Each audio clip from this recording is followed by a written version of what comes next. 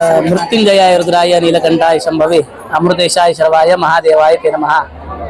आज या ठिकाणी श्री सुधाकररावजी मुसळे या यजमानांच्या वतीनं श्री शिवमहापुराण कथेची फार मोठ्या आनंदात सांगता झाली आहे। खरोखर त्यांच्या भाग्यश्री पत्नी सौताई मुसळे यांनी या कथेचं आयोजन करावं असा आपल्या पतीकडे आग्रह धरला आणि खूप भक्तांनी या कथेला इतका प्रतिसाद सुंदर दिला की जीवन कल्याण करून घेण्याकरता, जीवनात आनंद प्राप्त करून घेण्याकरता, स्वतःचं काहीतरी चांगलं करून घेण्याकरता माता माऊल्यांनी आपला संपूर्ण दिवसभराचा जो काळ होता तो पूर्ण शिवकथेला या ठिकाणी दिला। म्हणून या शिवकथेत काल शिवलिंगांचं पूजनही आम्ही केलं। खूप मोठ्या भक्तांनी या ठिकाणी अन्नदान केलं, द्रव्यदान काही जणांनी केलं आणि आज त्याची सांगता मोठ्या आनंदात होतीये। भगवान शिवशंकर सगळ्यांचं कल्याण करोत, सगळ्यांना आनंद देवोत, सगळ्यांना सद्बुद्धी देवोत। आपलं हे हिंदू राष्ट्र, आपलं हे हा देश एका चांगल्या मार्गाला याच कथेच्या माध्यमातून जावो अशीच या ठिकाणी मी प्रार्थना करतो।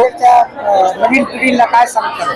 नांदेडच्या नवीन पिढीला मी कथेतून एवढाच बोध देईल की या कथेत ज्या छोट्या मोठ्या भक्तांच्या कथा काही आलेल्या आहेत की ज्या कथेमधून त्यांनी आपलं तप केलेलं आहे, त्यामध्ये त्यांनी त्याग केलेला आहे, तसंच या तरुणांनी सुद्धा देशाकरता, राष्ट्राकरता, धर्माकरता आणि स्वतःचं आत्मोन्नत करून घेण्याकरता त्याग केला पाहिजे। कारण त्यागाशिवाय सुख शांती मिळत नाही। पण तो राष्ट्रीय स्तरावरचा असेल किंवा व्यक्तिगत जीवनातला त्याग या कथेतून केला पाहिजे, एवढाच मी त्या ठिकाणी तुम्हाला सांगेन। सुधाकर सटवाजी मुसळे सेवानिवृत्त पोलीस उपनिरीक्षक आहे। 2023 ला रिटायर झालोय आणि माझ्या पत्नी कुसुम सुधाकर मुसळे यांचा संकल्प होता। त्या संकल्पामुळे मी हे शिवमहापुराण आयोजित केलेलं आहे। किती लोकांना कथेचा लाभ घेतला? भरपूर लोकांचा लाभ घेतला। दिनांक 21/12/2025 ते 27/12/2025 असे 7 दिवस भरपूर या दत्त मंदिरामध्ये जेवढं ग्राउंड आहे तेवढं भरपूर भरून लाभ गेलेलं, भरपूर लोकांनी लाभ घेतलेला।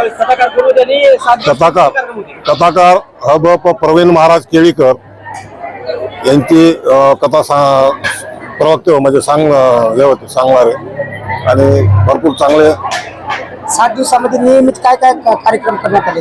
नियमित प्रवीण महाराज केळीकर यांच्या मुखातून 7 दिवस शिवमहापुराण कथा सांगण्यात आली आणि दररोज अलग अलग भाविकाकडून प्रसादाचा कार्यक्रम ठेवण्यात आला होता आणि आज लास्टच्या दिवशी भंडारामधून माझ्यातर्फे मी आयोजित केलेला आहे।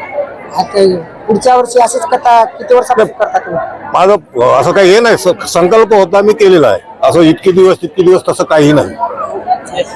आता ती माझ्या म्हणजे महादेवाच्या मनावर आहे, मी काय सांगू।